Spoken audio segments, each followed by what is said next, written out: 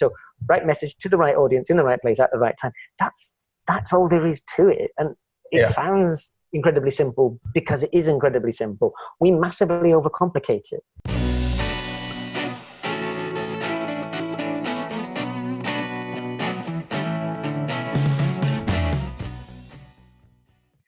Hey guys, today I'm honored to have Simon Kemp here with me. He's the global consultant for VR Social, and he is also the founder of Kepios, a marketing consultancy that helps brands to make sense of the future. He has worked with brands such as Unilever, Google, Coca-Cola, Nestlé, Johnson & Johnson, and Diageo. So Simon, welcome to the show. Thanks, Bob. Good to be here. Good, great that you are here in Asia and in Singapore, and we are sort of enjoying the same time zones here, and because I've been speaking to guests around the world, and it's a luxury to be talking to someone at 4 p.m. instead of 10 p.m. Absolutely. And I want to get straight to the butter here, and one of the things that I heard you talk from other interviews is a concept you call social thinking, which is like a concept that get people to talk about the brands that. Can you expand more on that? Yeah, social thinking is at the heart of the proposition for We Are Social, which is an agency that I helped to set up in Asia back in 2011. It's a global brand which has just celebrated its 10th birthday. But social thinking, in essence, is thinking about what it is that people find valuable within a brand to the extent that they then go on to talk about that with other people. So social thinking is understanding brands as something that don't just exist within our own heads and hearts, but they're things that we choose to share with other people as well, whether that's actually sharing physical products or whether it's talking about them and whatever else it may be. So seeing the idea of a brand as a social currency, if you like, something that inspires interactions between us and the people that we care about.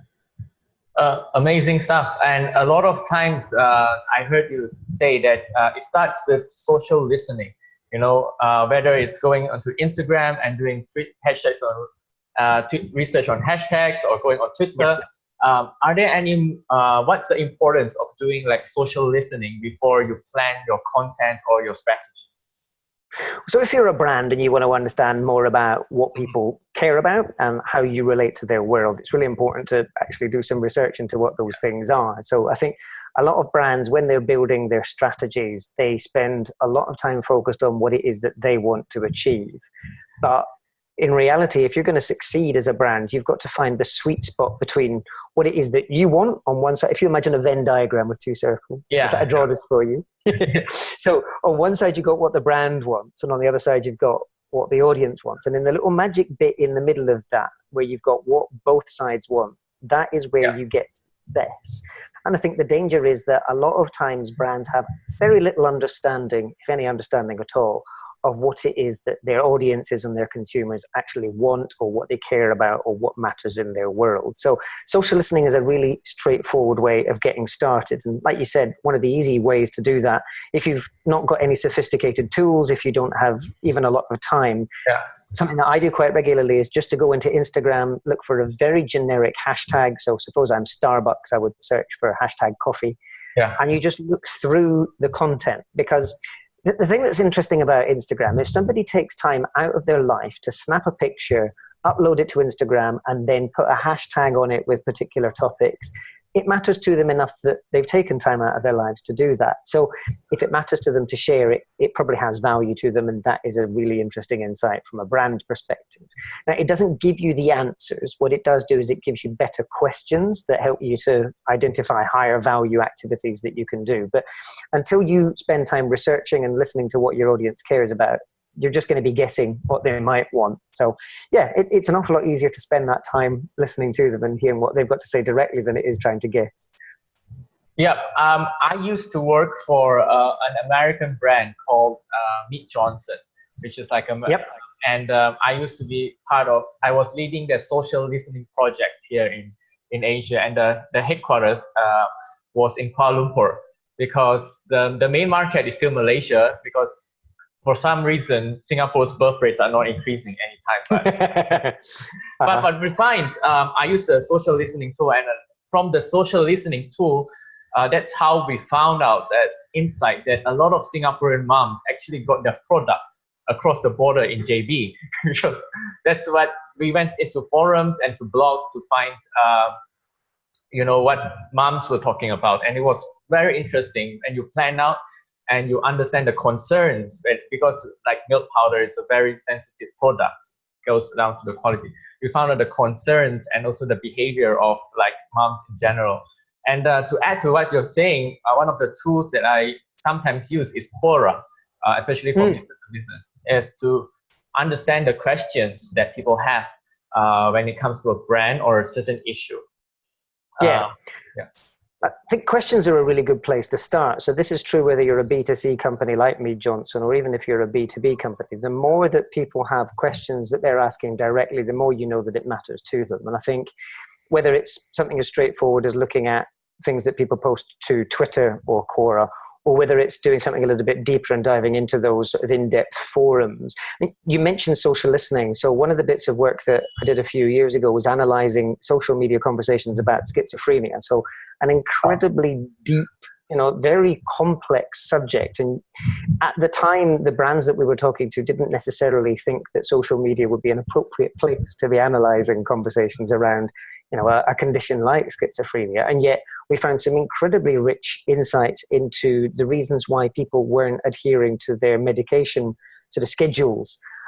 So a lot of people think that social listening can be a little bit flippant. I said go into Instagram and look at hashtags, and that might sound a little bit like it's very high level. But at the same time, you can dig incredibly deeply into some very important topics.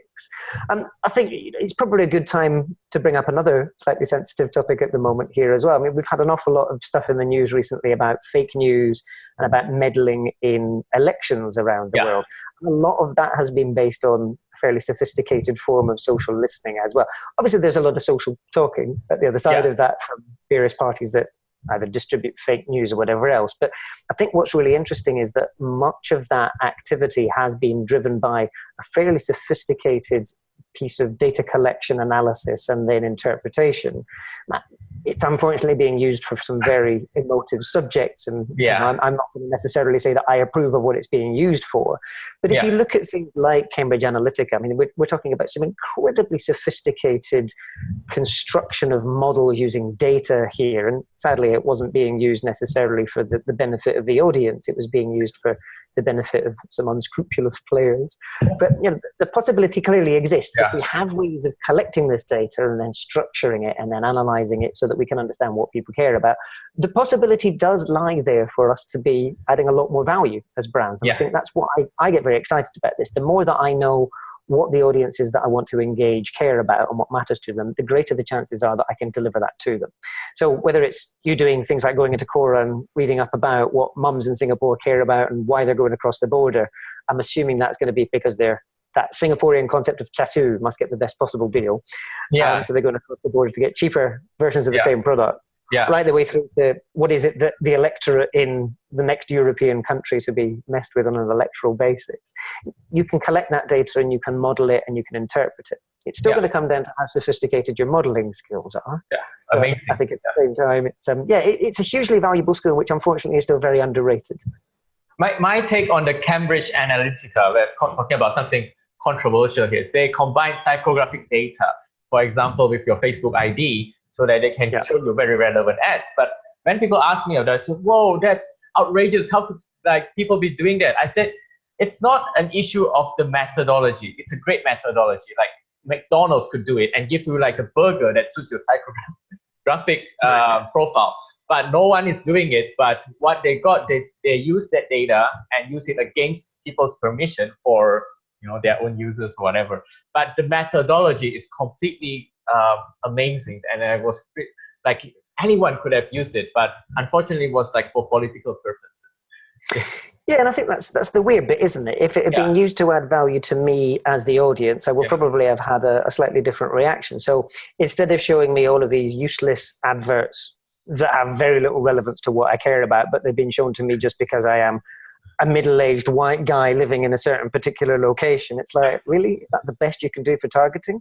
I would be quite happy if there were brands that realized that although I am the age I am, inside here and inside here, I'm a lot younger, you know. It's kind of, I just still dream of being an 18-year-old kid who wanted to be a DJ, and I sort of got distracted, became a business person. But there are hopes and dreams that define the inner me, and if a brand can understand those, it's going to trigger that much more sort of expensive side of my behavior, whether it's me.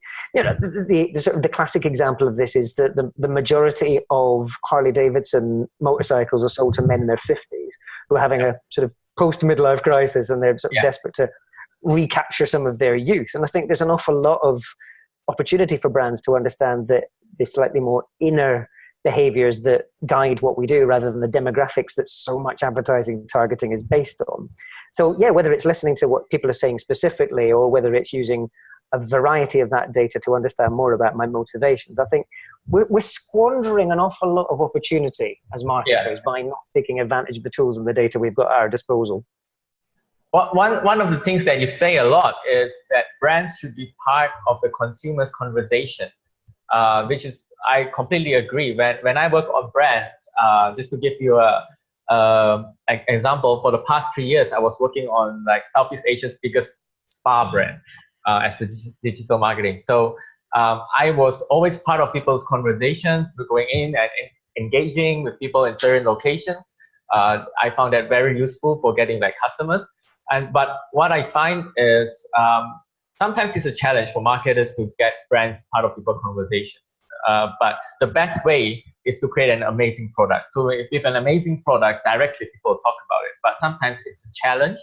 Like for example, I don't want to name brands, but if you are working for a fast food brand, so you don't want to go into health topics or sports and get people talking about the brand. It's a challenge. But the best way, especially for millennials, when millennials talk about brands, it's because it's really an amazing product.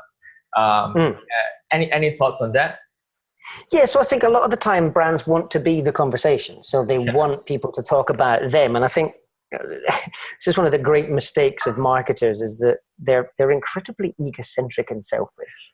So most brands behave like, you know, when you've got a newborn baby, right? And in the first couple of years of its life, probably after about 18 months, 2 years old, the baby believes that the world revolves around them. So their parents basically drop everything at the slightest noise that the baby makes. And then maybe the baby starts at kindergarten or nursery school and realizes that other people exist and maybe the world doesn't revolve around them after all.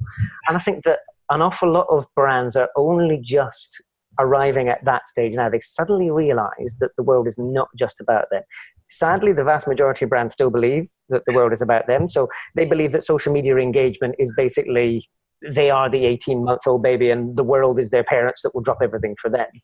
This is why most brands completely fall flat, because the people that they're screaming for are not their parents. And it's like walking down a supermarket aisle and seeing somebody else's kid screaming. It's like, thank goodness that's not mine. I'll just leave that there and move away. And, you know, that's the way that we behave with most brands. I don't want to listen to you screaming at me and telling me how amazing you are because I'm not interested. So I think it's this idea of needing to understand what's valuable to the people that you care about so that you can then add value to that world. And I think, you know, it's that bit of being part of their conversations instead of being the conversation itself. And I think you've sort of got different stages in marketing, and it's changing quite rapidly, mainly because we've got new opportunities to connect with our audiences. So the old model is broadcast model. So you've got top-down approach, you've got a brand here, and it talks at people. And that was the way it is. And either we listened or we didn't as audiences. Then for the last sort of 20 odd years since the advent of the internet as a marketing tool in the mid-90s, I suppose, we sort of got to interactive, where the brand gives me a series of options on its website and I choose which ones of those I engage with. So it was a little bit less of the top down and it became a bit more kind of backwards and forwards. The brands learned what was successful on their website and then they maybe made more of what succeeded and less of what didn't. But now we've got to the really interesting situation with social media where the conversations are taking place with or without the brand. They always did, but it was difficult for brands to sort of realize that because that wasn't part of the channel mix that we had. Whereas now if you imagine a circle, so instead of this, you've got the top-down approach. I'm trying to draw. I'm visual. I understand what you're trying to say. I need to do that Moz thing where he draws stuff on a whiteboard while he talks. Yeah. But when you had this like one-to-many and you've got all the nodes down here, you're now in a situation where you've got all the nodes as the audience, and then the brand is just one node in that circle. So basically the brand is just one part of an ongoing conversation about a particular topic. Now the brand may be adding a particularly valuable piece of that conversation. It may even be that the conversation will sort of focuses a lot on what the brand does. So brands like Apple, a lot of the time the conversation is about Apple, but broadly it's about people's lives and where Apple fits into that as well. And I think that's the bit that Apple's an extreme case, which is why it's dangerous to use as a case study. If you come back to sort of a day-to-day brand like a shampoo brand, for example, it's very, very rare that people care about shampoo. People care a great deal about having beautiful hair. Yeah. Whether it's because, you know, they want to be glamorous, whether it's because they're worried about dandruff, this is where I start to get nervous and realize I'm wearing a black t-shirt. But you know, you've got all the reasons why we buy shampoo brands, but we're less interested in the product and we're only really interested in the benefit. Yeah. And I think it's that continuum of understanding that almost everything will have some form of conversation around the topics that are related to that brand. But not many brands will be the topic of conversation themselves. And I think it's understanding where your brand and where your industry, if you like, where your sort of category sits within that continuum. Because if there was no conversation around any of it, the chances are the category and the brand wouldn't exist for very long anyway. So know where you fit in people's lives, which it comes back to that point you were talking about before, that whole idea of the social listening. Understand where you fit, understand what conversations exist without you, and then identify where you can add value to that conversation as a brand without trying to monopolize the conversation. And I think that's the main thing that worries me whenever I speak to marketers. And this is common all around the world. They want the conversation to be about them. It's like, no, just pause there. Add value to existing conversations and people will welcome you a lot more with open arms and it'll be a lot more successful. Great stuff, Simon. Great stuff. And one of the examples that I heard recently you gave in the talk. One of the videos I watched recently, you said ideas for content creation is to give education, like what you've been doing on your personal brand. And I think there's a lack of it when it comes to massive brands doing that. And in one of your interviews, you gave an example of a washing detergent where, you know, like a washing detergent can talk about how white they can make your clothes, but they can actually solve a problem. They can come out with a guidebook, how to manage your clothes. Like this is a cotton, how you should wash cotton. Like people like those sort of information. And or like I could talk about a washing detergent at the sink, and I could tell people, oh, it's like cheap and it can wash 99% of stains. But I can give you a guidebook on how to manage your sink and how to keep the bacteria off. Like you should change your sponge every 3 months because you keep the bacteria off. You could wash this type of plates this way. But I seem to see a lack of, like, you know, like what you said, education from brands, which actually would add value to so many people. Yeah, so I think it's important to stress that education should only be one part of a mix of activities that you do. But where you do have an opportunity to educate and inspire and inform people, then you're adding value directly to them, and that's something that an awful lot of people look out for. So sure enough, entertainment and basic information are still an important part of your content mix, but let's use the laundry detergent, so washing of clothes, as an example. And in fact, there are many brands around the world that have done this already, so I'm trying to remember exactly which one it is. I might confuse myself. It's not the major ones. Slight concern, but Tide actually, I think in the US had an app that was all about how to remove certain, and I think they had 300 common stains and how to remove them. That was a fantastic piece of activity. The thing is that there's only so many of those stains. I mean, I'm going to jinx myself here and I'll spend the rest of the day staining my clothes. But let's face it, I mean, you've probably got 2 or 3 types of stains that you regularly get on your clothes, depending on where you live. So if you're a mechanic, you're going to end up with oil on your clothes. If you are Scottish like me and you drink a lot of wine, then you're going to have red wine stains. The series of stains that are quite common. And I think once you've dealt with it, So this is not something that you need to continuously pump out, and it's definitely not the sort of thing you'd want to have as part of a TV ad. But basic things like that, where you're educating me on things that matter to me, that has value. But at the same time, you can't do that all the time. So I think there's a careful balance to strike there. But broadly speaking, there are 4 ways that brands can kind of add value to my world. Something that is just basic information. So telling me that you have a sale on. Yeah. I care about sales because I want to get a good deal. So that's a good start. Just telling me what your shop opening hours are. That's another really good sort of basic piece of information. So that should form part of your overall mix.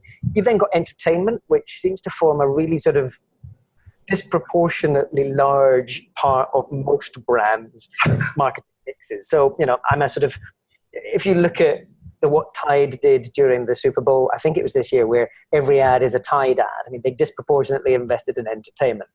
Let's face it, there's only so many things that you can talk about with laundry detergent before people don't pay attention anymore. So the entertainment, I get why that's a big part of it. But again, it should only be one part of that quadrant mix of different things.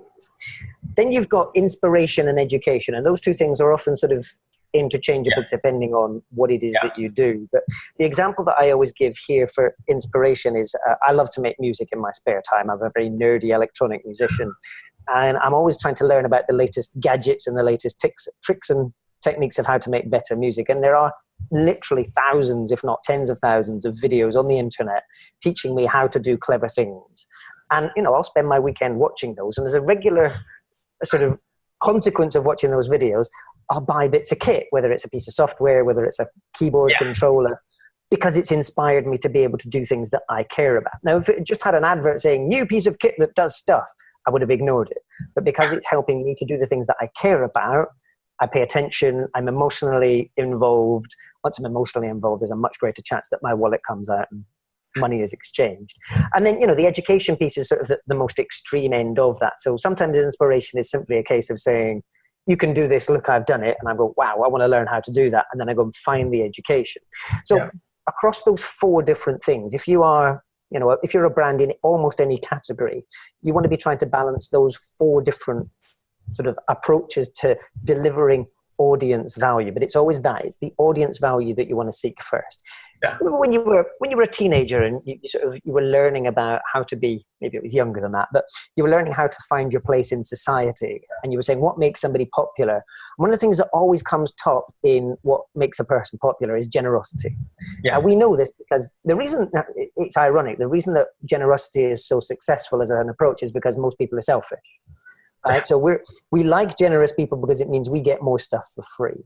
But the good thing is that by being generous, we form goodwill with other people that makes them more predisposed to then sort of spend more time or money with us as a brand. So by being generous in the first place, by making that first move and being sociable as a brand, hence social thinking, we're more likely to build those strong sort of relationships and bonds and goodwill with people such that they're more likely to come back and find us when they need something. So you may not be the very best in your category, but if you've built that goodwill, then people are more likely to turn to you first. And a lot of the time, the first one we see is the one that we want. And if there's nothing particularly standing in the way, we'll go for that. We won't do a lot more research. Yeah, amazing. Another thing that I want to get your thoughts on this is that I say that it's the golden age for small businesses. Because you'll find a lot of small brands, whether it's a house brand, basically with social media advertising and a lot of things, it's sort of flattened out. Like a big brand like Pepsi or like a small household, so that would be spending the same amount of money for cost per ad. And also when it comes to small businesses, it's easier for a small business to build a relationship or social interaction with the audience rather than a big brand who has like multiple levels of CEOs and like a chief marketing officer like sitting behind a desk. So it's sort of the golden age of like small entrepreneurs and small brands. And what are your thoughts on this? Yeah, so let's look at, there's two bits that's really interesting in what you just said. So you said it's the golden age of small businesses. Now, what small businesses are doing today is no different to what they've always done before, but they've now got a platform in social media that allows them to scale and talk to audiences everywhere. So once upon a time, small businesses were kind of restricted to their neighborhood, the geographies, right? Yeah. Whereas now it's very easy for me to sell something to somebody in South America, even though I'm sitting in Singapore. Yeah. I have conversations with people all around the world. And, I'm a business of 1.5 people. So my wife and I run Kepios as a business, and she's not sort of full time on the business. So 1.5 of us. Yeah.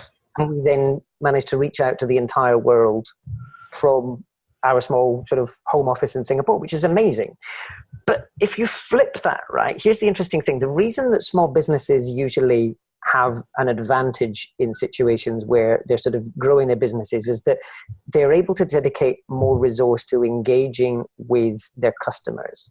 So if you think back to the olden days of the village shop, right? So, let's think back sort of 200-300 years where, not even 100 years ago, you would go to the village store, they would know you and your family, they would be able to make recommendations because they knew you as an individual.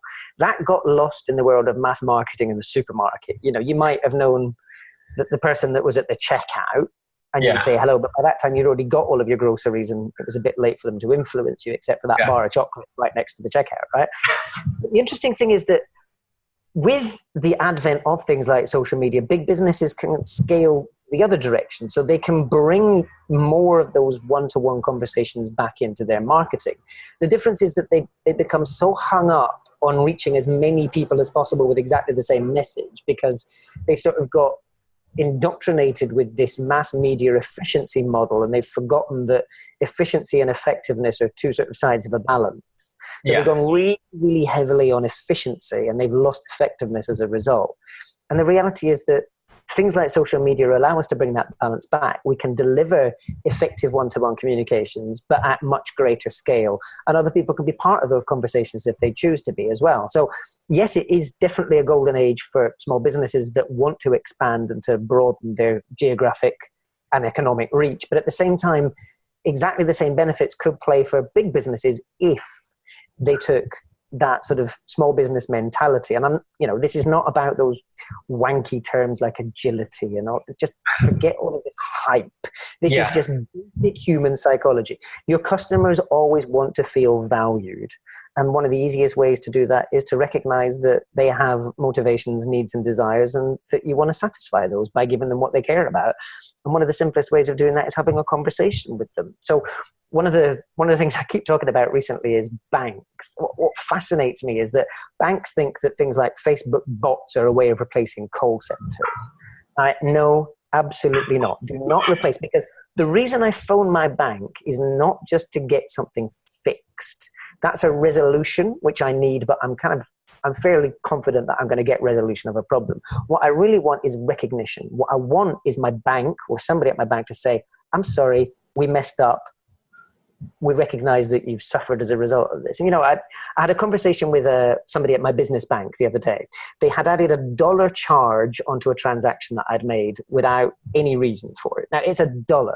I'm obviously not the sort of person that needs to sort of get angsty about $1, but it was the challenge of why have you added this $1? I just got angry about it. It's like, you can't just be adding fees to my transactions without any just cause. So I phoned them up, and the person that I was speaking to, I could tell that this person was sort of thinking, why is he getting angsty about $1? And it's like, it's not the dollar, it's the principle. And then, I got so angry, it was eventually like, I need to speak to your supervisor. I need somebody to recognize that I'm upset. And when somebody phoned back and went, we're really sorry, I was like, that's all I needed. All you had to do. It cost you so much money to deal with me. And all you had to do was say, I'm sorry, we didn't need to do that. And I think there's a lot of brands that miss this. They've sort of gone into the whole, let's keep on pumping efficiency. Let's get bots to do it or whatever else. No, yes, there are things like when I want to know your opening hours, get a bot to do that. That's great. But when there is any form of empathy involved, there is the human-to-human connection that is going to add a disproportionate value, which is worth the investment longer term. So you've got companies like Zappos, which have become famous for the human-to-human touch when it comes to customer service or whatever else.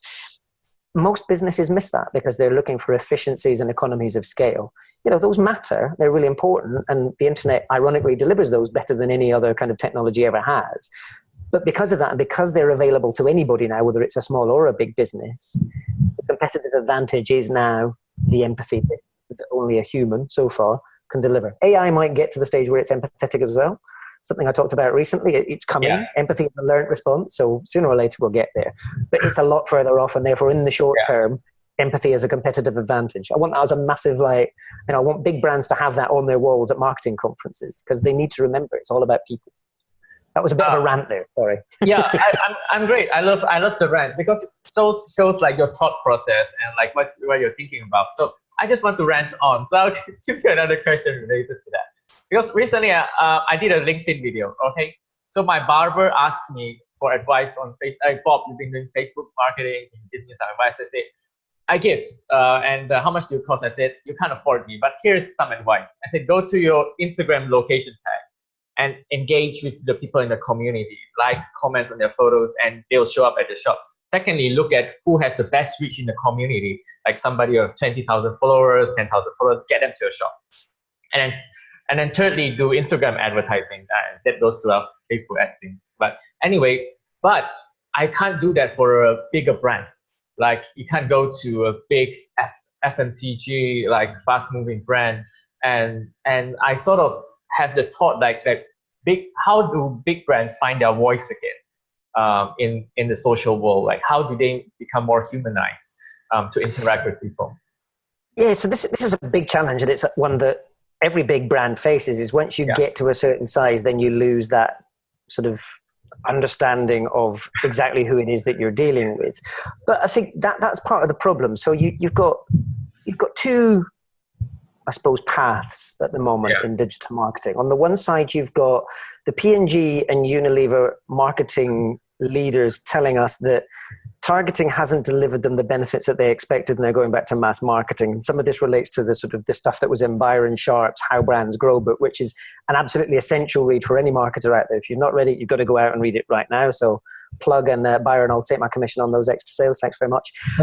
But what's really interesting is that they've a lot of people have completely misinterpreted what the advice that is coming out of that kind of book is, and also what the results of their activities have been. Because a lot of what's going, and this is a sweeping generalization, but based on what I'm seeing, there is a lot of stuff that we're doing wrong as an industry. So you've got big brands that are sort of micro-targeting individuals based on like loads and loads of demographics and behavioral activities that actually have very little to do with the motivations behind why we buy things. So, I've targeted a 33-year-old lady living in Surabaya who is interested in, I don't know, Lady Gaga and also in chilies.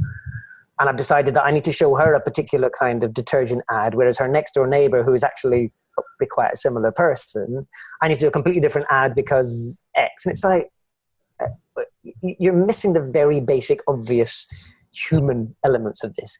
The way that the bits and bytes of the internet combine to tell us who somebody fits within a digital profile isn't necessarily going to tell you what it is that motivates them on an emotional and a psychological basis. And it's that bit that we've got wrong. We're targeting based on bits and bytes instead of what actually happens inside the person's psyche. So I think, from that perspective, we've got to come back and say, for your barber sort of advice there, find people in your local community, that's absolutely fantastic.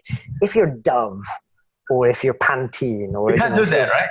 Yeah. Right. Well, you can, but it's prohibitive. It's really difficult for you to do that on a way that makes sense because, well, let's face it, if I go to one supermarket in Singapore versus a supermarket in London versus a supermarket in, I don't know, San Francisco, they're not dramatically different when I get to the detergent aisle. It's like the same, the brands might have a slightly different name, but the logo's the same, and essentially the ingredients are the same. And it doesn't really matter whether I'm targeting people around the location of that supermarket. The brand is essentially the same thing. So you've got to find a different way of sort of going about building that relevance, but it's that bit that's important. So your advice to the barber is that because the fact that you need to go into a barber shop to get the benefit of that barber, there is a local relevance. And I think it's the relevance bit there is a geographic location, right? Yeah. What any brand is looking for is the relevance that they have in somebody's world and somebody's life. Sometimes that's physical, sometimes it's psychological. There's all sorts of different ways that a brand can find its relevance. And I think that's the bit that we keep missing. We sort of get distracted by these nonsense things like, we'll chase purpose. Yeah. Purpose is really important, but the trouble is it's a very, for most brands, it becomes this very self-masturbatory moment of, this is our purpose. And it's like, nobody actually cares what your purpose is nobody cares until they think that you care about them. And I think that's the bit is, you telling me your purpose has zero relevance to me until you make that about me. As soon as we've got something that we care about in common, then that purpose has meaning in my life. So, brands that are all about, so one of the first ever examples I remember of this is when there was the whole sort of scandal around tuna that wasn't dolphin friendly. And then suddenly it's like, this tuna brand is dolphin friendly. And I remember insisting that my mum only buy dolphin friendly tuna. I was probably a little bit naive as a kid. There's all sorts of other terrible things that go on in the world of tuna fishing. But nonetheless, you suddenly had a cause that people care about. And I think that, it doesn't just have to be a worthy cause. There can be sort of slightly flippant causes out there as well. You look at, so this isn't a flippant example, but you look at why Nike succeeds as a brand. It's because it talks about me being an athlete. A lot of sports brands talk about the athletes that I admire. But what Nike does really well is it brings it back to me. So it organizes a 10K run in my city that I can join up and take part in. Or it organizes all sorts of different activities that are for me as, when I say me as an athlete, I'm obviously not an athlete. But as Nike says, if you have a body, you're an athlete. So that's what's really clever about the brands that we love to come back to again and again as case studies are the ones that have understood our world and have found the relevance in it. So I could go on with that rant all day, but come back to that one essential thing, relevance. Wow, that's amazing. The keyword. Sorry. Yeah, that's great. This is not new, right? I mean, these are things that marketers have been talking about for years. And I think if you go back to the sort of the village shop analogy, what those local merchants did so well was that they had relevance. They wouldn't just say, buy this because it's on special offer. They go, buy this particular brand of orange juice because little Johnny likes things with, orange pulp. Because he knew little Johnny, because little Johnny came into the shop and he says, when we're pulping, so you had context and relevance. Amazing. Wow. It's not rocket science, is it? Yeah. Like you should buy this. You have a beautiful daughter with hair, and let's buy this Dove shampoo. I think it's that same story of, is it because, are you buying it for beauty? Are you buying it for confidence? Are you buying it for less fuss? I mean, there's a reason I keep my hair short. I'm not really that interested in spending hours every morning drying it and styling it. I'm just not a fashion kind of guy, as you can tell. So there's different benefits. And I think this comes back to that point I was going to try and make about targeting before I forgot. Targeting based on motivations, interests, desires, all the classic Kotler stuff is relevant. Understanding what it is that people seek is important. Now, that doesn't mean that you stop and you ignore other people. It just means that you understand that some people buy shampoo for beauty. Some people buy shampoo for simplicity. Some people buy it because it's eco-friendly. You've got different kinds of motivations. Understand what they are. Use your social listening. Make that reference back to what we talked about earlier.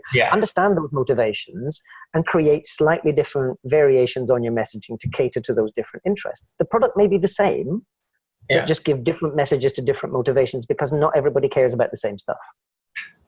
Great stuff. I want to continue this rant about big brands. And I'm going to show you another ball. So you talk about targeting and mass media. So I've met a lot of marketers, which I am not. A lot of marketers who work for startups, and they call themselves growth hackers. And sometimes it's an exaggerated term, 300% revenue growth. Yeah, it's exaggerated. I'll have like a LinkedIn video talking shit about it. Anyway, but I understand the methodology. They go into the right medium or right channel and try to get the maximum results, lead generation or results from it. And if this channel doesn't work, they put all their maximum effort to another channel. But when it comes to media planning for like the big brands, they still go, they do everything. And they still, like you said, go into the mass media, which is like TV and all sorts of stuff. Because I've not worked with big brands recently, do you understand like the psychology behind that? Of why they still go into mass media? Yeah. So there's an awful lot of very bizarre hangovers from sort of the overall business process. So one of the reasons why TV advertising is still really important is if you look at big supermarkets, right? So let's suppose we're talking about a soup category, right? Canned soup. Yeah. The way that you get the most prominent shelf position in a lot of supermarkets is still because you've got national TV support. So the buyer for the soup category at Carrefour or Cold Storage or Walmart, whatever it may still be an old school sort of buyer who's been there for 20, 30 years. And the way that they sort of organize the shelving organization is based on whether you've got TV advertising running right now. Ironically, everybody knows that model is outdated, and yet you've got to change so many things to flip that model that it's just like the amount of decision making that gets made in front of the shelf is so important that I don't care whether anybody even sees my TV advertising, because if I need that TV advertising to get that particular shelf slot, that investment is worth it.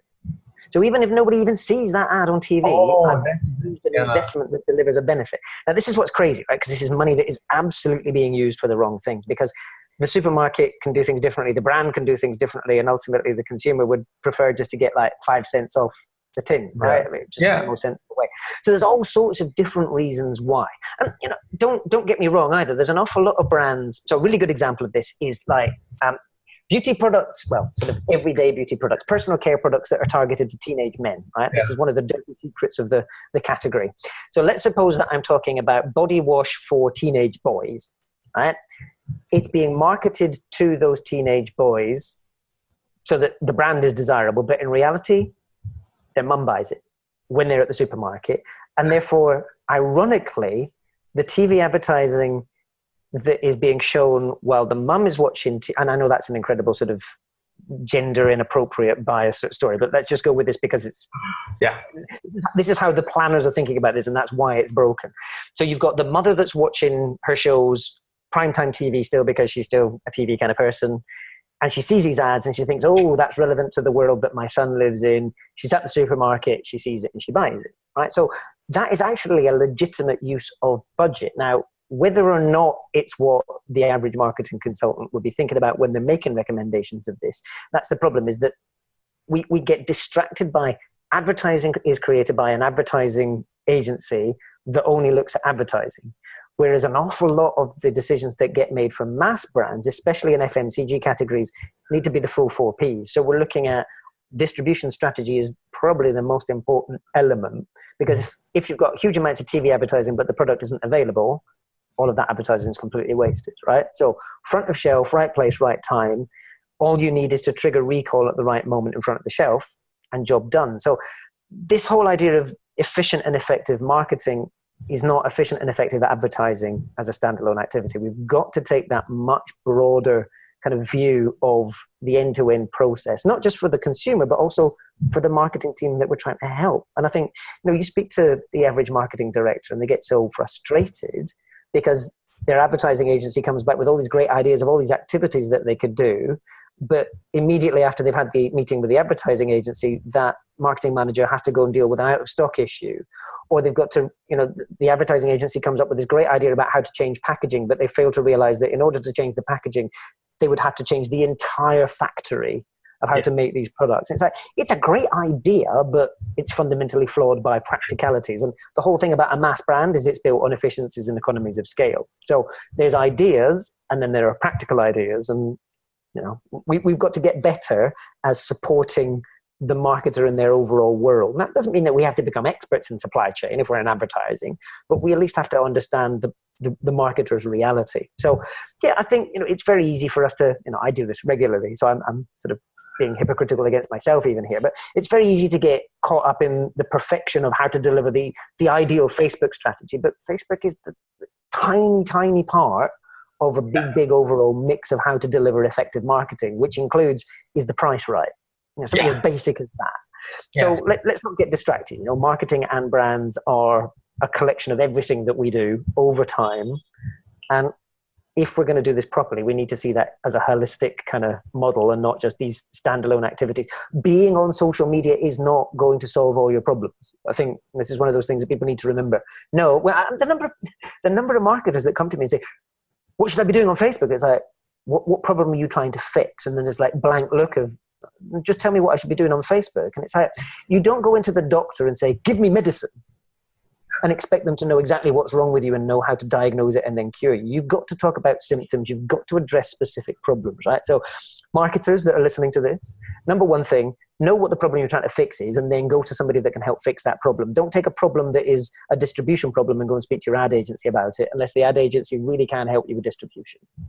So, sorry, that was another sort of deviated rant into lots of different things. But it comes back to that efficiency and effectiveness thing. So efficiency is, let me start that again. Effectiveness is doing the right thing, and efficiency is doing those things right. Yeah. Effectiveness is place to start. So get the best possible piece of communication, the best possible distribution strategy. Spend time massively upfront identifying the thing that's going to give you disproportionate returns. So this is your growth hacking, and I'm never going to say that phrase again. But basically, the analogy here, right, is if you think about a bank, if you go into the bank and the bank gives you a choice of 3 different savings accounts, one gives you 10% interest, one gives you 5%, and one gives you 1%, and you've got $100 to invest, what are you going to do? You're going to put everything in the 10% account because you'd be crazy to spread it across anything else. And yet that's what we do as marketers. We try and spread our activities across all these different things without looking at what's the one that's going to give me the maximum return on my investment, hence the ROI conversation, right? So identify what that greatest vehicle for ROI is. And then you move into the efficiency bit. How do I do that better and better? So I need to invest less and less and less to get the same levels of returns. Start with effectiveness and then improve it through better efficiency. Don't start with better efficiency and then try and work out how to make it effective, because you're often starting suboptimally there. So you've got maybe a perfect media strategy, but if you can't deliver the messaging that matters to your audience, that media strategy is pointless. Now, having said that, you can't have great creative and know where to deliver it. So again, it's a balancing act of efficiency and effectiveness. But yeah, let's not say growth hacking again, but start with this polished bit of effectiveness and then growth hack that. Yeah. Another rant. I'm just going on a rant this afternoon. Sorry, Bob. Yeah, it's good. I love it. I love it. That's why I got you on the call, because I love your chat with Graham, and I figured like I should get you, and like the LinkedIn needs to hear about this, like instead of LinkedIn needs more rants. Absolutely. Yeah, absolutely. Okay, let's move on to more of what you've done recently. Like you recently released the Global Digital Snapshot, which was amazing. I tweeted about it, shared it on LinkedIn. Thank you. And also, one of the things that you shared on the Asia Tech podcast was that you said the median interaction of an ad went down. You shared it on NextWeb. Correct. Went down like from median of 10 to 8. But it goes, it varies around different countries. And I was just looking at it for, Kuala Lumpur. Kuala Lumpur's interaction median is 16. It's crazy, but it varies around the countries in the region. It does. And just to get back to it, I told you about my barbershop. I actually told my barbershop, all right, bro, you have a set amount of money. I would say stop advertising on Facebook. Because that's a pure pay to play area. It's the effectiveness part. I said put your advertising into Instagram, because even though if you don't get like sales straight away, you get the community building, because that's still organic reach. So if you grow your followers, or you grow and then you put your Instagram stories out, that's still organic reach, unlike Facebook, which is almost like pay to get anything now on Facebook. So any thoughts on the decline of the interaction with Facebook ads, even though it's quite high here in Kuala Lumpur? Any thoughts on? Lots of thoughts on, but unfortunately, rant along. Zero data to back any of those thoughts up, which is massively frustrating, mate. Yeah. So there may be all sorts of fairly straightforward reasons for this. It may simply be that there are a whole group of people that have just come onto Facebook for the first time and they're not used to clicking on ads. Something as straightforward as that. So I'm not going to go deep into my hypotheses of why. I think it's just something that we need to be very closely tracking over the next few weeks and months as marketers, is looking at those numbers and seeing whether they go up or down. Ultimately, if people are not clicking on ads on Facebook, it may simply be because more marketers are using reach targeting instead of click targeting. So you can still achieve objectives on Facebook without anybody clicking on an ad, right? Yeah. If the video auto plays and I watch it, nobody's clicked anything, but I've still achieved my objective if all I wanted was for somebody to watch the video. So let's not make strong assumptions that this is the death of Facebook advertising. That's not what the data says. The data simply says people aren't clicking. That means that we need to adjust our strategies, perhaps. It may also be that when we produce the Q4 report in a couple of months, that the numbers go back up again. It may just be a temporary thing. Something as simple as the heat wave that the people in Europe are experiencing at the moment means they're spending more time outside, bright sunlight, difficult to see your screen, spending less time on Facebook. Something as simple as that. I know it sounds crazy, but these things have an impact. Do you know that, anecdotally, one of the biggest influences on the sales of Coca-Cola is the weather, right? So, Coke can invest huge amounts of advertising, but if the weather's rubbish, they sell less Coke. right? So something as simple as that can impact all sorts of different activities. It's not just, a lot of people like to read too much into changes in data. You'll notice that in the reports that I produce, so in those stat shots and the global reports, very, very few, in fact, if any, analyses of those data. Right? So I simply produce the numbers and people can interpret them as they see fit. Now, I'll share my analyses separately in places like the Next Web, but the reports are there simply to give you a basis as a marketer or as an agency of seeing how the data changes over time. It's the changes that matter. It's not the individual numbers that matter. It's the evolution of those numbers over time. And it's the fact that they went down from 10 to 8, those median clicks on adverts of the typical Facebook user around the world dropping from 10 to 8. Yeah. A 20% drop it's significant. When you multiply that by 2 billion users, that's a lot of clicks that have vanished, that are no longer there. But I think there's a lot more to Facebook advertising than just clicks. Now, whether people should be on Facebook or Instagram or whatever else it is, this is another one of those fundamentally flawed questions. It's like me coming to you and saying, what will make me happy? Until you know what makes me happy, you can't tell me what will make me happy. And I know that that's a chicken and egg question, but that is the really important thing that marketers need to realize. If I'm a B2B brand, there's a greater chance of me getting success on LinkedIn than there is on me on Instagram. But that's not true of all B2B brands. There are many B2B brands that should be investing in Instagram, for example. But what they do on those channels and how frequently they use those channels and how they target and what content they post, all of these dependencies. And I think this is the bit that worries me most about digital marketing, is that it's the equivalent of a miracle diet pill. It's being sold by far too many agencies as, buy a Facebook ad and you will become a billionaire. And it's like, that's bullshit. This is absolute nonsense. Now, I've used Facebook advertising to build many businesses, of my own included, where I can absolutely confirm that if you spend your money in certain ways, you will see great returns on that investment. But I've also seen brands just waste thousands, if not hundreds of thousands, maybe sometimes even millions of dollars in just dreadful, dreadful content. They've done great targeting, but the ads that they're showing me are shit.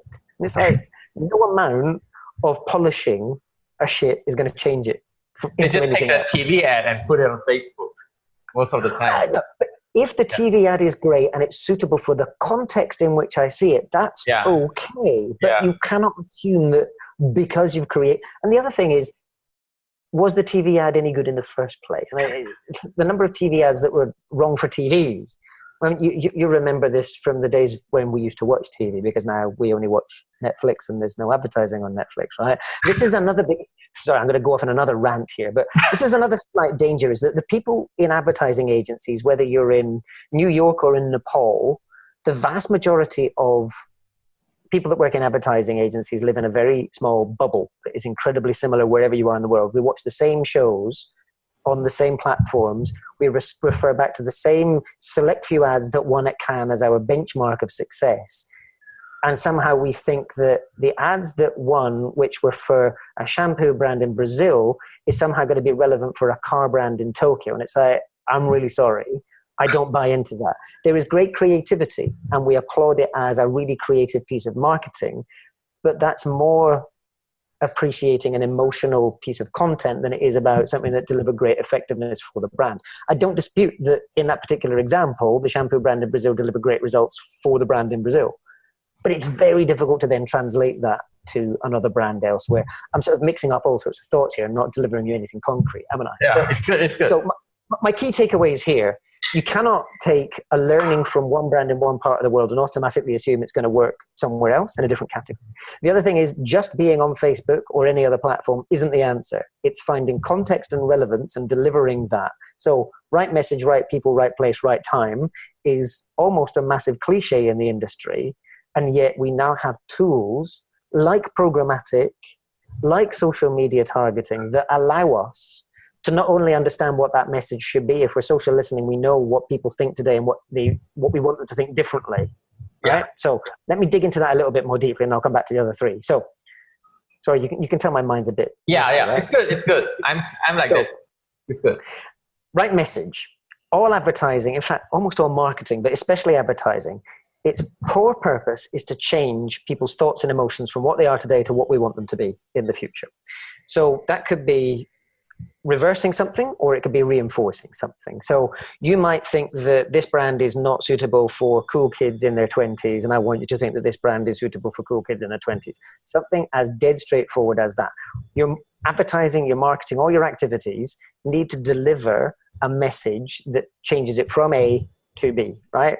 At its absolute simplest, that's what advertising is designed to do. It's not designed to get your film on TV. It's not designed to deliver reach of 8 million. It's not X, Y. None of that matters unless you are changing thoughts and attitudes and emotions from what they are today to what you want them to be. That's all that matters. That's the only thing we need to be measuring. Okay. All of these nonsense things about how much reach you got. So this video is going to go out to, I don't know, hundreds, thousands of people on LinkedIn, right? If I suddenly start speaking to you in a different language, all of a sudden I'm losing the audience that doesn't speak that language. That's the problem. Now, whether your language is a specific language or an emotional language, if people don't relate, you're losing them. So right message, understanding what people care about, what they think today, and delivering what you want them to think related to what they care about tomorrow. Dead straightforward. Right message. Right place. So the analogy I always use with my clients here is when you want to ask your boss for a pay rise, do you do it in the pub on a Friday night when your boss is drunk? You know, she's had a few too many drinks. She turns around to you. She starts talking about how pleased she is with your work. Do you ask her for a pay rise then? Not the right time, not the right place, right? Monday morning when you're in the office, probably a better time. That's not to say you shouldn't do it. Sometimes a boss will be more amenable to it at Friday night on the pub. So you've got to know your audience, right? So right place, right time, message that matters. And sometimes you realize that actually it's neither Facebook or Instagram, it's Pinterest. Because I want to sell them some furniture, and that's where this particular audience goes to look for inspiration for decorating their home.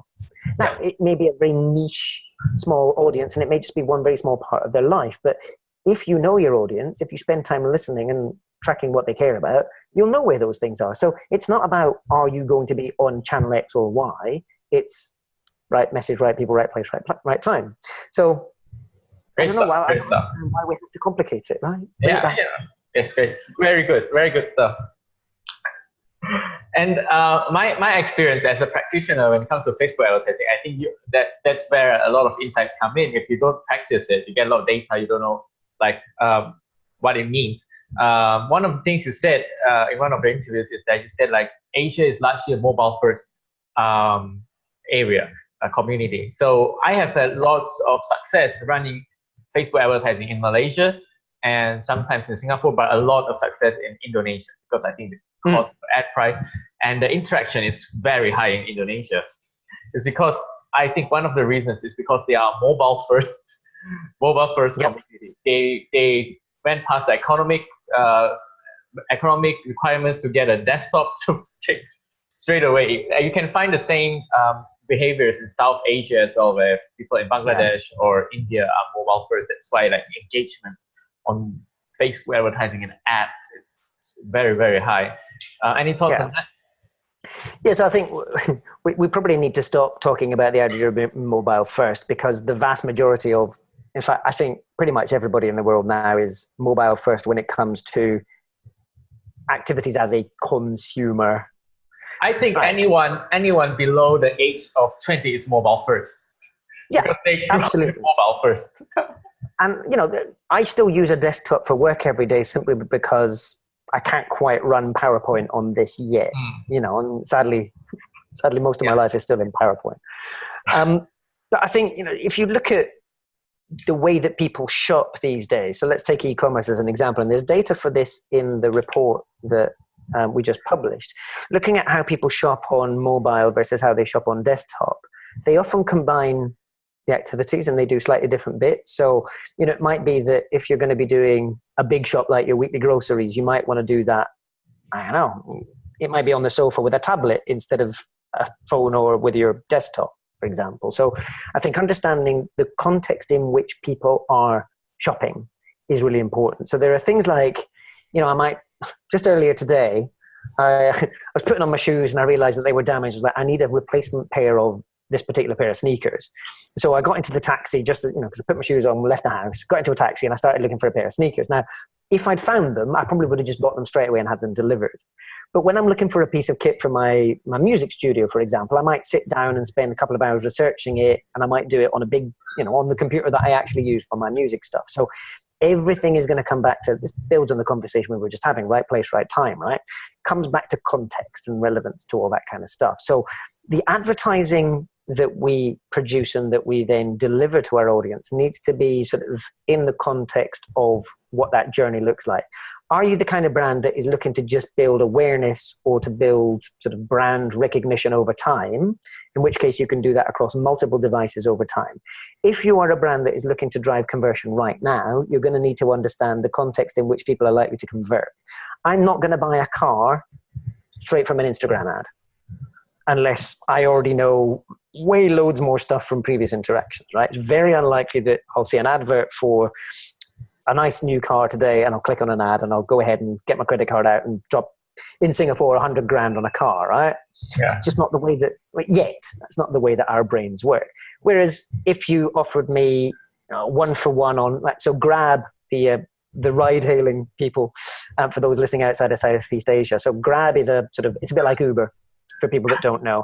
They're doing a massive promotion at the moment for delivery of durians in Singapore. I'm guessing they're probably doing something similar in KL for you guys as well. But it's like, special discounts for Singapore National Day, which is this week. And there's a very good chance I'm going to click on that ad that pops up and I'm going to do it right now because it's a limited time offer and it's, right context. So I think we've got to stop as marketers starting with the delivery channel, and we've got to start with what we're delivering and then choose based on that. It is harder work, but the thing is that if we're not doing that, then we're going to end up wasting vast amounts of resource and effort just pushing stuff out that is suboptimal. At the moment we're going to the casino and we're gambling on a roulette table hoping that we're going to get decent returns, when what we could be doing is just taking the money into the bank. Now, well, the thing about roulette tables, right, is that every once in a blue moon you're going to get amazing returns and everybody thinks that's staggering. That's winning at Cannes, right? So that's your roulette table there. What though, if you're a sensible, rational person, you know that putting that money in an investment product in the longer term is a far surer way of getting good ROI. It's not as sexy. When you tell your boss you've done it, they might be like, okay. And nobody is going to celebrate you with drinks because you bought an investment product. But in the longer term, you've got better returns on those investments. Either of those, depending on what kind of person you are, make your choices, take your pick. But longer term, more money. That's the answer. Go with the less sexy but more dependable. That would be my top tip. You talk about, from the question. Yeah, you talk about, I'm going to deviate as well. So you talk about Cannes, and I also criticized Cannes previously because I used to work in advertising in one of the big agencies in Singapore. So, and don't get me wrong, I'm not saying that Cannes is a bad thing. I'm just saying that the danger is that we all look at those things that win at Cannes and try and emulate them for everything that we do. It's like that's not how this industry works. Every now and again we need that. So one of the really important things to remember is that winning at Cannes is probably one of the greatest ways of attracting talent to your agency. So as an HR advert, winning at Cannes is an essential part of building a strong agency. So I totally get that sometimes those investments are necessary, but it's not the only, again, healthy, balanced diet is the way for doing marketing, right? You need multiple different things. You can't bank everything on that one gamble on the roulette table. Yeah, my problem with Cannes is every time someone wins an award, it's not about how many marketing effectiveness it's got. Everyone in Brazil used the same shampoo. It's always like, this has contributed to the social change. This has contributed. It's a very intangible things that you don't watch for. I'm like, seriously, it's an awful lot of shit. Is it a marketing festival? That's why people go away. I'm like, it's not even about creativity. It's not like social change festival. And so it's now supposed to be the festival of creativity, which is actually, that's a pretty decent description of it because we are celebrating the best in creativity. But I'm gravely concerned that we see our jobs as being solely creative and not creative with purpose. And I think the fact that, so my friend Tom Ollerton, who's one of those marketing brains that, you spend half an hour with him and you learn so much stuff. So Tom was saying recently that isn't it fascinating that advertising is probably one of the only industries in the world where we have awards that are separate, that are dedicated to the effectiveness of our product. Can you imagine that in the automotive category? If we had an effectiveness, this car got the passenger from A to B without killing them. Yay! So it's like, oh my God, really? But that's effectively what we do with our effectiveness awards in advertising. It's like, it did what it was supposed to do. And it's like, okay, surely this is the basic ticket for entry for every advertising campaign ever. And yet it's not, because we think too much in advertising that our job is to make movies. No. That's not what the client's paying us for. That may be what we want to do, but the reality is somebody else is paying us to help them get returns on their investment. And sadly, a lot of the time, like I said, it's not the sexy shit that wins out of the ROI awards. It may when it can, but we can't do that. Cannot. Sorry. You've got to spend more time on the proven stuff. Now, does more creative work deliver better effectiveness is the big argument. And there is plenty of evidence to prove that creative stuff delivered efficiently, so creative, when it's efficient and effectiveness, efficient and effective, is double impact, right? But the danger is if we're only focusing on one and not the other, but I keep repeating myself, don't I? It comes back to that balance thing. It's not just creativity. So we need creative that is effective as well, in the effectiveness side of it. If we're not challenging ourselves on both sides, then we are wasting our clients' money as advertisers. Yeah. I can tell you first-person experience that you said. I used to work with big advertising agencies, and they aspire to make movies all the time. And Cannes is the perfect example. It's sort of we have the Cannes Film Festival, which is the legit movie one, and then you have the advertising one, which is sort of the replica of that. So it's like, I think, it's fine. I totally understand the rationale for creativity, and I've seen the impact of that in many of the activities that I've done. The more creative stuff creates greater relevance because it fits one of those, when you remember when I was talking about the 4 different kinds of value: information, entertainment. So where you've got sort of really creative activities that deliver entertainment or deliver inspiration and education, those deliver greater amounts of audience value if they're done sort of correctly. But where you're doing creative for creative's sake without relevance, that's where you end up wasting huge amounts of money. So I'm not saying don't do creative stuff. I'm simply saying we've got to do it with the recognition that we're trying to deliver a result for our clients as well. This is all like such basic stuff, and yet we still seem to be having these conversations. It's like, what's wrong with us? Good stuff. Finally, someone who gets me. I can't talk about this to anyone who doesn't get it. So I'm like, I actively discourage. To be honest, I actively discourage people who want to join the advertising agency, like from a fresh graduate. It's a bit radical, but that's what I do. But anyway, we won't talk about that. So global digital stat chart. You have lots of stats on LinkedIn, like the users of LinkedIn. What I find about LinkedIn is the adoption in Southeast Asia is not that high yet. Not that high in Kuala Lumpur, quite high in Singapore. I think it's doing relatively well. I think it comes back to that relevance to a particular audience. I think if you look broadly across Southeast Asia, I may be making broad generalizations here, so apologies to anybody that kind of listens and says it's nonsense. But my sense is that the people that get the greatest value out of LinkedIn are people that are involved in service industries.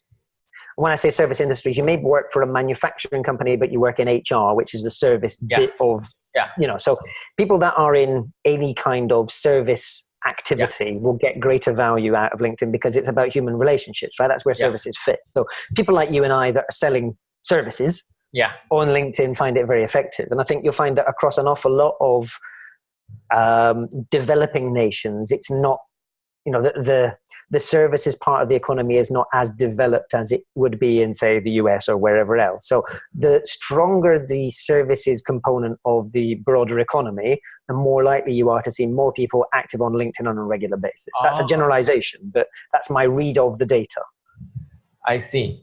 Like Facebook's penetration in Indonesia and Vietnam, like countries, and Thailand is very high. The reason I believe is because they have the localized version. For example, like they have Thai in Bahasa version for Indonesia. And actually, LinkedIn is one of the few social networks in China. Yes. Facebook is not. It's in China. So I really hope it grows in China, and you see like some people with like Chinese character names on their LinkedIn profile already. And but what I feel that needs LinkedIn to grow is for the localization to happen, whether it's different language or maybe different context. I don't know. Any thoughts? It's interesting. Yeah, because I've not really spoken to anybody about whether they find the interface a challenge. I think it's quite interesting, isn't it? A challenge. It is. I'm guessing like not many people know that to look at Simon Kemp's post, I have to go to your profile and click on post. It's not a Facebook thing, it's not like I click on profile. So it's very tedious to get to all your posts. And you go there and there's activity and post, and you have to click on post again. So that's not very native for people who are not native English speakers, No, absolutely. China. So I think it's interesting because most of the people that I deal with have discovered me through the stuff that I post on social media, which predominantly is LinkedIn or Twitter. Yeah. And the majority of my valuable leads at the moment are coming through LinkedIn. So I don't really get the chance to speak to people who aren't on LinkedIn. That's really interesting. I'm going to have to go and suddenly spend more time with, I was talking about those bubbles of advertising people that watch the same. Yeah, that's my danger there. I end up in a self-fulfilling cycle. But having said that, 560 million registered users, roughly 300 million people visiting LinkedIn.com every month. And we're talking about a very sizable and a very valuable audience. And I think that's what's quite interesting is that if you look at the kinds of people that use LinkedIn and what they use it for compared to the kinds of people that use Facebook and what they use it for. Now, I use both. But if you are suppose you're an accounting firm that wants to sell me accounting services, you doing that on LinkedIn is far more likely to have situational relevance than you trying to sell me the same services on Facebook, which I'll check in the evening when the show that I'm watching gets to that little dull moment and I'm sort of massively impatient that I can't wait. So I check something while I'm waiting for the stuff on the TV to get exciting again. Yeah. So, platform versus context. This is something that media agencies have been battling with for forever, because the most efficient way of planning media is just delivery to eyeballs, whereas the most effective way of planning is context. And I think that's the bit, is that LinkedIn delivers a contextual relevance which is so valuable, because we're talking about a B2B customer who is probably looking for either a way to develop their own career or a way to succeed in the one that they're already in. Those are they're high stakes needs, and things that people invest emotion and time and effort into building. So the fact that LinkedIn is a slightly smaller audience is balanced out by the fact that it's an incredibly valuable audience. So, if you're selling the kinds of services that are relevant to people on LinkedIn, then I find it a massively misunderstood part of the mix. So it's interesting. I was speaking to a marketer who's a luxury watch brand recently. Yeah. And they were saying that they tried buying ads on LinkedIn, but it hadn't quite worked the way that they'd expected. They got good reach of a certain kind of audience, but they couldn't see that it had translated into sales. And I'm like, see, the thing about a luxury watch is that if I'm going to spend, I don't personally, but if I'm going to spend 10 grand on a Rolex, that's not, it's not like me buying shampoo. It's like, oh, I need a new watch. I'll go out and buy one this afternoon. It's kind of like, it's a very emotional purchase. And, if you think about the context of buying a luxury watch in the context of LinkedIn, it's me making a statement about who I am and that I'm successful and all that kind of stuff. Like I said, I don't buy these things, but if you think about the psychology of this kind of stuff. And I think it's really important there that you don't use the same kind of luxury advertising that you might use in a magazine like, I don't know, August Man or GQ or whatever else it might be, where you would advertise, big glossy stuff. You want to be giving a slightly different set of messaging in LinkedIn. Do you want to be portraying a luxury image, or do you want to be portraying a success image? They may be very closely related, but it comes back to that contextual relevance piece of, don't take your TV ad and stick it on Facebook. In the same way, don't take your luxury ad and stick it on LinkedIn. Think about, yes, this is the right kind of audience. These are wealthy, successful folks that are wanting, it's a bit of a cliche, but the successful salesperson that wants to turn up and show their glamorous Rolex makes a statement about who they are, and it's a conversation starter, whatever else it may be. But think about where that exists in their world. What kind of statement are they going to be thinking about that's most relevant to a LinkedIn world? And that's quite different to a luxury magazine world. So coming back to the same points again and again, which is, the funny thing is that you end up repeating this stuff because most marketing is just most straightforward common sense. There's only about three things you need to know. What does your audience want? How can you give it to them? And how can you make a profit out of doing it? And that's marketing in a nutshell, right? So LinkedIn, sorry. Your question was, should people be on LinkedIn? Yes, I think there's all sorts of opportunities there. But I'll share with you my experience, because there are not many video LinkedIn creators, and I'm one of them in Malaysia. There are about 3 or 4 here. So I always say I'm like top 2, because there are like 4 people here anyway. But I know, because when I post a video, I get a lot of traction in New York. Seriously, I get like hundreds, 200s. I get some people living in Jakarta. But I know there are certain countries where it's completely, like Thailand, for example, you cannot really find many people on in LinkedIn from Thailand, and Vietnam, countries like that, but many from Singapore, and a great number from Indonesia. So and if you talk about the service industry, yes, these countries have their own service center. They are accountants, they are marketing people in all these countries. Correct. But for some reason, the penetration is just not there yet. Maybe it's language, maybe. So I think a lot of what you see on LinkedIn depends on the network you've already built. And I find this fascinating, is that sometimes I'll connect with just one person and it will be like one of those magic doors, and it opens up.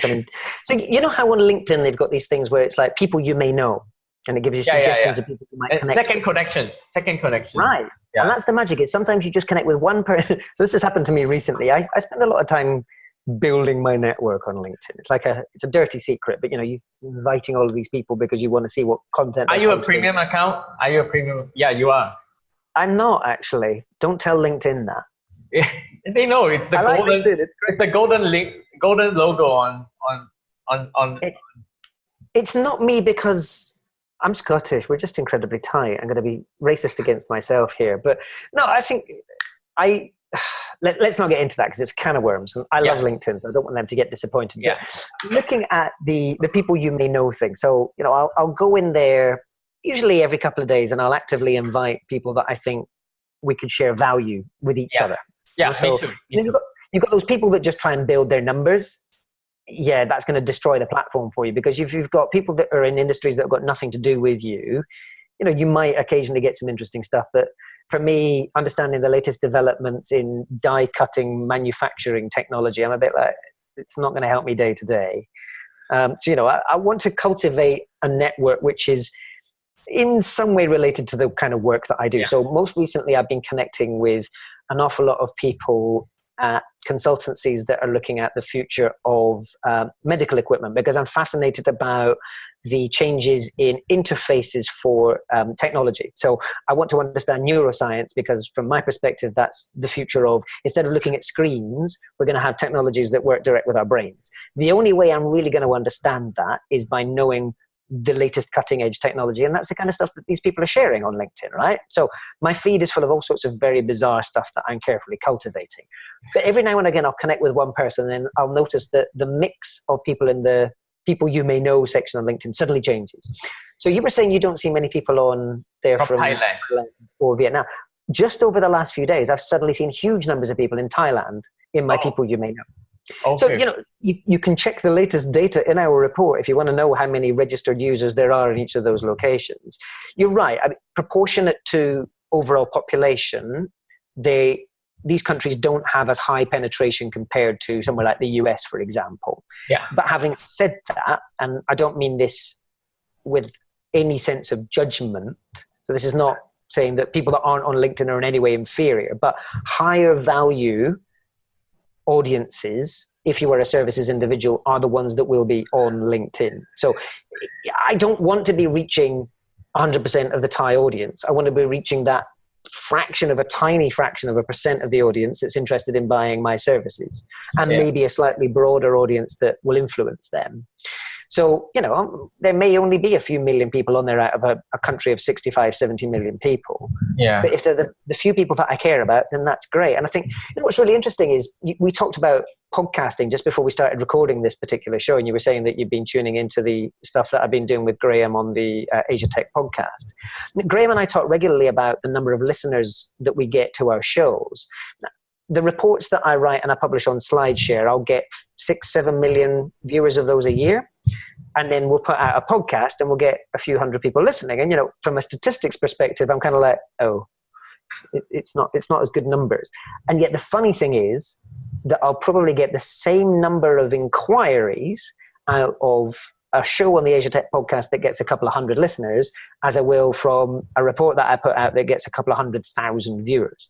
Yeah. So from my perspective, the size of the audience is not representative of the value that you get from those activities, as long as you've carefully thought about your audience. Now, it's not an either or question. This is the beauty. Balance, diet, like I keep saying, right? Yeah. You can do both. And the funny thing is that you can take the report that you publish and then you can talk about it with people like Bob Lowe on his video thing for LinkedIn. And you can say, here's some stuff that isn't in the report and I can translate it into deeper value. Not as many people are going to watch this interview as are going to read the reports, because not everybody understands English, so they can't understand you and I talking, but they can get the numbers from the report, for example. Yeah. So, think about that. It's don't get distracted by the size of the audience. Get more into the value of the audience based on the people you want to reach and what you want to reach them with. So again, right message, right people, right place, right time. Yeah, do I sound like a start record yet? Yeah. Before we go, you said podcasting, right? I talked to Graham about this, and I've uploaded some of my interviews into YouTube. Maybe not many views, but I told him that because I know myself, it's from observation that not many Asians listen to podcasts natively, like listening to the podcast. This is not true. Not true. This is a misconception. The data says Asians listen to more podcasts than Europeans. Would you believe? Oh, on what platform? Like, I'm gonna have to double check that. I might have got that stat wrong. But I've not seen anyone on iTunes This is a really, really important point. Yeah. iTunes is a very, very difficult place to get random listens. The only way you're going to succeed with a podcast on iTunes is by growing your subscribers, and that takes huge amounts of time and effort. Yeah. That time and effort is well justified if you're going to do this long term. Yeah. So if you're going to do this for 2-3 years minimum, brilliant. Right? But if you want to publish stuff today and get big traction, you're going to need to spread it out across all sorts of different platforms. Yeah. And I think it's interesting that we look at podcasting very differently to the way that we look at publishing a report, for example. So when I publish a report, I put it on SlideShare, I'll take an image out and I put it on a blog, I'll put it on Twitter, I'll put it on LinkedIn, everywhere, right? It's dandelion seeds. I'm just throwing this stuff out there and seeing what sticks.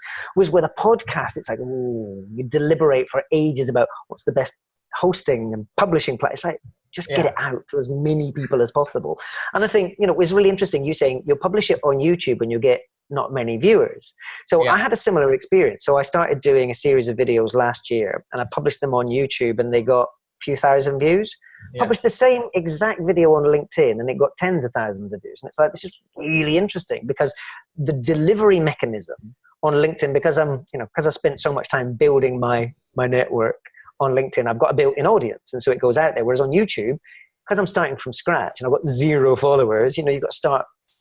So you really got to think about context. People on YouTube are there for tech videos. Anyway, talk about context. Yeah, and it's that important thing. If you've got to build your audience and take them to different places at different times. And I think it's very easy to get distracted by trying to measure different content with the same metrics as you used previously. Podcasting is a niche audience, but it's a high value audience. So it's similar to that thing I was saying about LinkedIn. You're not going to get the same number of people listening to a podcast as you are seeing your image post on Twitter. But having said that, the people that take time to sit down and listen to we've done an hour and a half so far on this particular interview.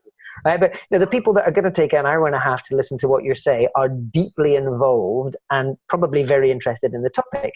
If you can demonstrate that you're contributing value across an hour and a half in a conversation like this or a podcast, chances are that a much greater proportion of that audience is going to convert compared to the tens of thousands of people that saw that single image on Twitter as they were scrolling quickly through their feeds. So don't confuse absolute numbers with the relative value of those numbers.